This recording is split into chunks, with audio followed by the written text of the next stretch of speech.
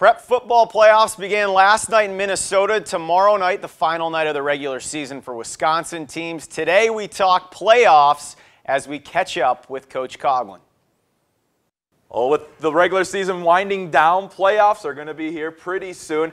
And in WIAA, you're not necessarily guaranteed, so we're going to kind of take today to explain how the playoff procedure works. Right. It's unlike every other sport that the WIAA has.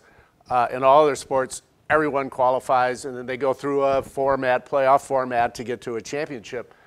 In football, you have to qualify first to get into the tournament. You qualify by either having a winning conference record. And that's your first criteria. And then it's also a chance of getting in if you can finish with a 500 if your conference allows a 500 record. Right. And so the MVC, you need to have 4 wins. It gives a lot of impetus to the season. I mean, every game is important because not only is it important just to win the game, but in order to get into the postseason, you've got to have those 4 wins. Now in Minnesota, every team is guaranteed a spot in the postseason.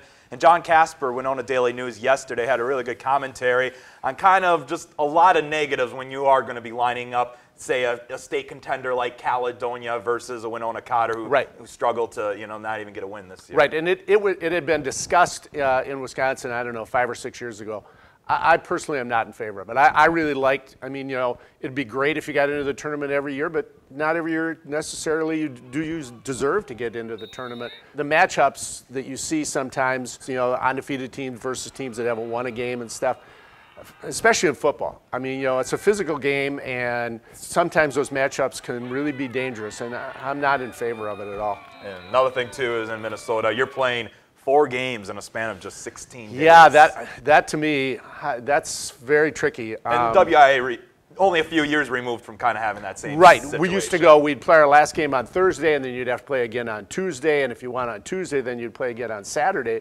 But the WIA said, that's dangerous. There's no recovery time at all.